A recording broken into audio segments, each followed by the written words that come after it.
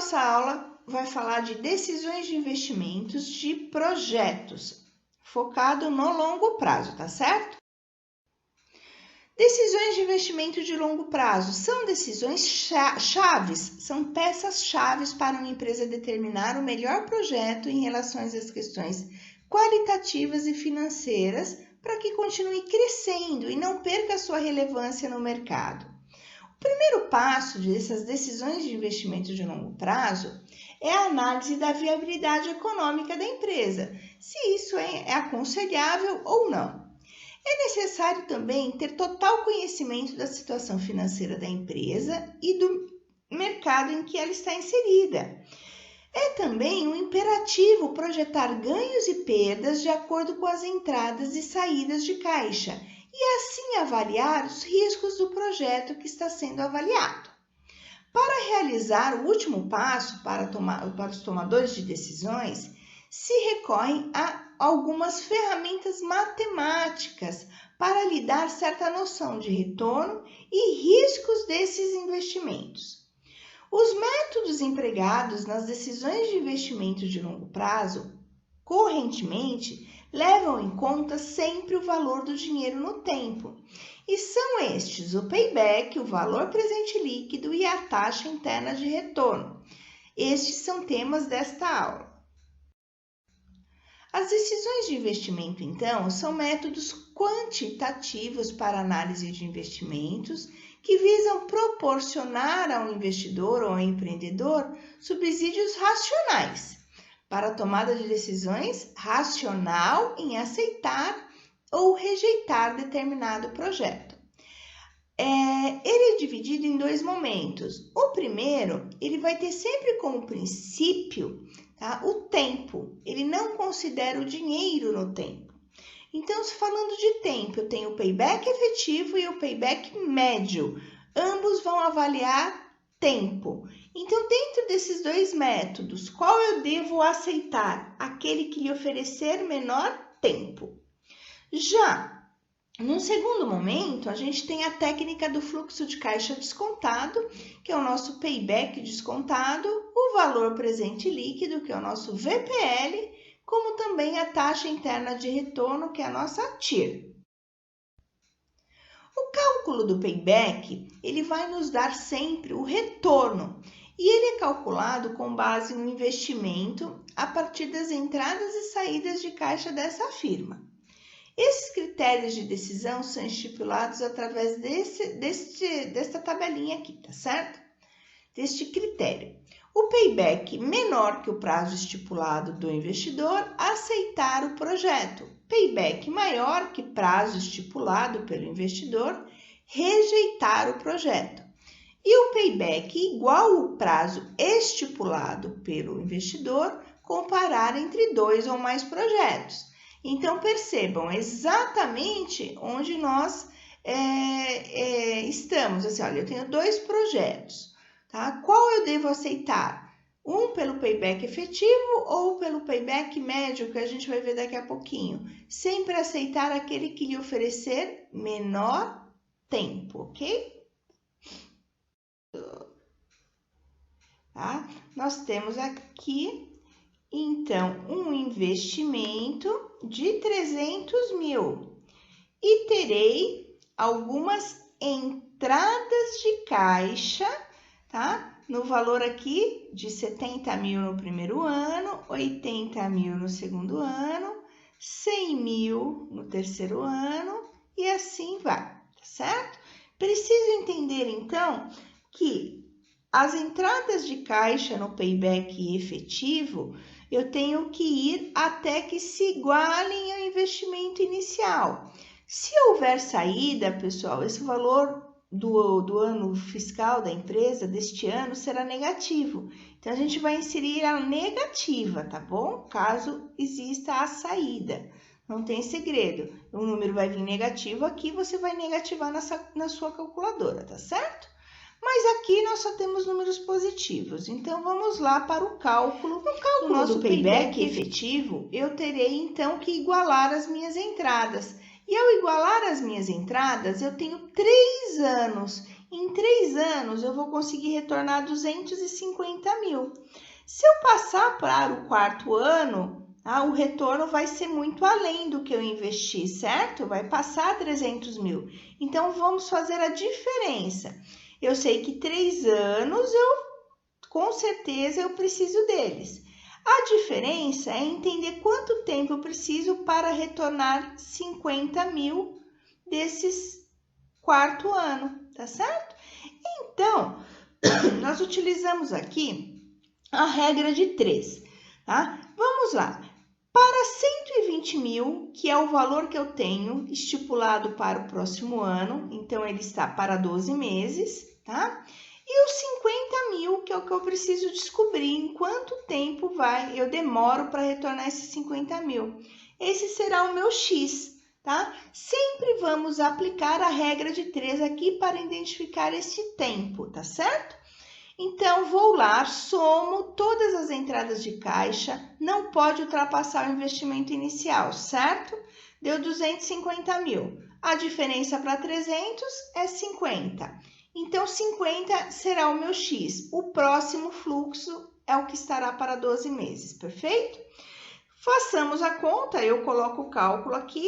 Chegamos, então, em 5. Será 5 meses. O resultado final, então, desta equação será 3 anos e 5 meses.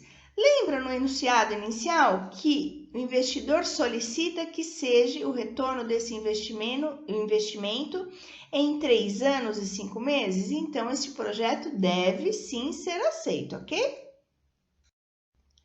Vamos para o payback médio. Já o payback médio, somam-se os valores das entradas médias de caixa até que se igualem ao investimento inicial ou ainda as saídas médias de caixa, em função do tempo gasto. Ele também será expresso em unidades de tempo, podendo ser em anos ou em meses. De novo, nosso exemplo. Um investidor está avaliando um projeto de investimento que apresenta fluxos de caixa anuais. Calcule o payback médio e informe se deveria ser aceito, considerando que ele estipulou um prazo máximo de 3 anos e 5 meses. Só que agora, pessoal, a técnica é pelo payback médio. Eu necessito obrigatoriamente fazer a média das minhas entradas de caixa, conforme a nossa resolução aqui. Então, olha, eu vou pegar todas as minhas entradas de caixa, tá? Eu tenho aqui 5 anos, então a minha média precisa ser por 5 anos. É a média aritmética mesmo, tá certo? Eu vou então somar todos os valores que eu tenho de entradas de caixa e dividi-las por 5. Por que 5? Porque são 5 anos. Bom, feito isso, olha lá, vou fazer aqui, ó. Fiz o cálculo, eu identifiquei 94 mil. Então, esse será o meu novo fluxo de caixa, tá? Será a média de entradas de caixas anuais que eu terei. Então, vamos fazer um novo fluxo. Insiro ele nesse novo fluxo. É mais fácil a gente inserir do jeitinho que eu coloquei aqui, a gente não se perde, tá certo? Olha só, agora eu vou lá e faço o mesmo raciocínio do payback médio. Vou somar até que se aproxime do meu investimento inicial. De novo, dá 3 anos aqui, olha lá. Ó. Em 3 anos, eu consigo retornar 282 mil. Qual que é a diferença para 300 mil? 18. Então, encontrei o meu X, tá certo? Vamos para a regrinha de 3. O meu próximo fluxo de caixa aqui é 94 mil, que está para 12 meses. O meu X eu encontrei, que é 18 mil. Faço a regrinha de 3, multiplicação está aqui abaixo, tá? Chego em quanto? Em 3, tá? Aqui vale lembrar que o número dá picado, ó, 2,2978. Tá? Se é tempo, eu tenho que arredondar para mais, então é 3. O resultado final do payback médio, então, são 3 anos e 3 meses. O projeto deve ser aceito. Por quê? porque o payback é menor que o prazo estipulado pelo investidor. Extremamente correto. Agora, se tivéssemos uma pergunta entre o payback efetivo e o payback médio, qual deverá ser aceito? O que lhe oferecer menor tempo. Neste caso, é o payback médio, ok? Então, agora, a gente termina de ver os dois métodos que avaliam somente tempo. O que deve ser aceito é o menor tempo. Agora, antes de entrarmos no próximo payback, é importante a gente avaliar a taxa mínima de atratividade, que também pode ser chamada de taxa de desconto. Na análise de investimento, é primordial que se determine ou se estabeleça da maneira mais racional possível uma taxa que o investidor ou a empresa deseja obter de rendimento com a implantação do projeto de investimento, a qual irá desconsiderar os fluxos de caixa do projeto de investimento para determinar a sua viabilidade econômica e financeira. Essa taxa é denominada como taxa de desconto ou ainda custo de capital ou ainda taxa mínima de atratividade, a nossa TMA. O investimento pode determiná-la em duas maneiras. Uma é o custo de oportunidade, ou seja, o projeto deve proporcionar no mínimo um rendimento de determinada aplicação. Aí o próprio investidor vai pensar, né? Olha, eu vou investir, mas esse projeto tem que me render no mínimo 2% da taxa Selic, ou a rentabilidade da poupança, ou a rentabilidade lá do IPCA. O próprio investidor, o dono do projeto, pode determinar qual será esse custo de oportunidade de forma abstrata, tá certo? Já o custo de capital da empresa, que é o que a gente viu na aula anterior, a gente vai avaliar a estrutura de capital dessa empresa, não é? Então, olha, determinado pela ponderação dos custos de diversas fontes que o financiam pelos respectivos pesos da estrutura de capital. Tá? Então, exatamente como nós vimos na aula anterior, onde o custo médio de ponderado de capital, o nosso WACC, é o que vai, de fato, fazer a avaliação do custo dessa empresa, tá certo? Então, aí a gente tem uma base bem abstrata, que é o custo de oportunidade. O cara chega lá e determina o quanto ele quer, de fato, de retorno, sem nenhum cálculo racional. E o custo de capital da empresa já te dá um valor mais concreto, de fato, de avaliar esse projeto, ok? Então, chegamos no nosso payback descontado. No payback descontado, somam-se os valores das entradas médias de caixa descontada até que se igualem ao valor inicial, ou ainda as saídas médias de caixa descontada, em função do tempo gasto. Também vai ser expresso em unidades de tempo, podendo ser em anos ou em anos e meses, tá certo? Então, nosso exemplo. Um investidor está avaliando um projeto de investimento que apresenta fluxos de caixa anuais conforme tabela a seguir. Calcule o payback descontado, considerando uma taxa mínima de atratividade de 12% ao ano. Informe se ele deveria ser aceito ou não, considerando que ele estipulou um prazo máximo de 4 anos para recuperar esse investimento. E aqui segue o nosso fluxo de caixa, ok? Vamos então agora para a resolução. Aqui, pessoal, para nós fazermos o descontado, é necessário aplicarmos esta fórmula aqui, ó. Então, ó, fluxo de caixa 1, que vai dividir 1 mais o meu I, que é a minha taxa mínima de atratividade, tá? Convertida em numeral, elevado a 1, porque é o meu primeiro fluxo. Encontramos o valor. Depois, o fluxo de caixa 2, 1 mais a minha taxa mínima de atratividade elevada a 2. E assim sucessivamente.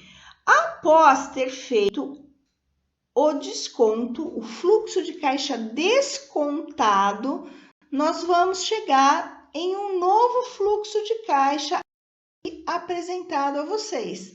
Feito o cálculo, então, aplica a fórmula, eu encontrei o fluxo de caixa descontado. Agora, nós vamos novamente ter um novo fluxo de caixa. Aí a gente faz igualzinho a gente fez lá no payback efetivo. Eu vou somar todas as minhas entradas de caixa até o valor próximo ao valor do meu investimento. Aqui, a hora que a gente soma todas as entradas de caixa até o quarto ano, vai totalizar aqui R$ 266.597,90. Se eu somar o próximo fluxo, vai dar mais. Não pode. Então, fiquemos aqui. 4 anos é certeza que eu preciso para retornar o meu investimento. E a diferença para 300 mil? É o meu X. Vamos aplicar a regrinha de 3. Então, o meu próximo fluxo de caixa, tá, está para 12 meses, como a minha diferença está para X, ok? Apresento aqui a regrinha de 3 e chegamos no número de 7,06. Poxa, mas é tempo. Se é tempo, eu preciso arredondar para cima. Então, vai ser 8 meses. O resultado final, então, será 4 anos e 8 meses. Olha só, meu payback descontado deu maior, né, do que o meu investidor havia estipulado. Ele havia estipulado 4 anos. Então, eu vou rejeitar o projeto. Não é um projeto viável para a minha empresa neste momento, tá certo? Bom, chegamos ao fim do payback. Falamos do payback efetivo, que também damos o nome de payback simples, o payback médio e o payback descontado, ok? Agora, vamos falar de uma nova técnica, que é o VPL, o valor presente líquido. É uma técnica de análise de orçamento de capital obtida sempre subtraindo-se o investimento inicial de um projeto do valor presente dessas entradas de caixa descontadas a uma taxa igual ao custo de capital. Ou seja, é a diferença entre o valor de mercado de um investimento e seu custo. Em outras palavras, o VPL é uma medida do valor que é criado ou agregado por um investimento que será feito. É uma análise de rentabilidade a um certo investimento. O empresário fixa uma taxa de retorno do investimento que seja aceitável do ponto de vista e calcula o VPL, essa taxa de juros esperada. O investimento somente será atrativo se o valor presente das suas receitas obtidas, que aí seria caixa 1, caixa 2, caixa 3, né? E assim sucessivamente, for superior ao valor inicial, que é o seu caixa zero. Portanto, devemos ter o quê? Os nossos critérios de decisão. Se o VPL for maior que zero, ele é atrativo e é rentável, eu vou aceitar o meu projeto. Se o meu VPL for menor que zero, não é rentável, devo recusar o meu projeto. E se o VPL for igual a zero? Temos uma espécie de investimento sem lucro. Você vai falar, poxa, ninguém investe, professora, numa empresa onde o VPL, então, não tem, seja zero, não dê lucro. Neste caso, as taxas de juro é denominada pela taxa interna de retorno. Quando o seu VPL for zero, você não vai identificar por este critério de decisão. Você vai passar para o próximo passo, que é a taxa interna de retorno, e verificar se a taxa interna de retorno vai lhe fornecer um melhor lucro, uma melhor rentabilidade, tá certo? Então, não daria para avaliar se o critério, se for zero, você tem que ir para um outro método, ok?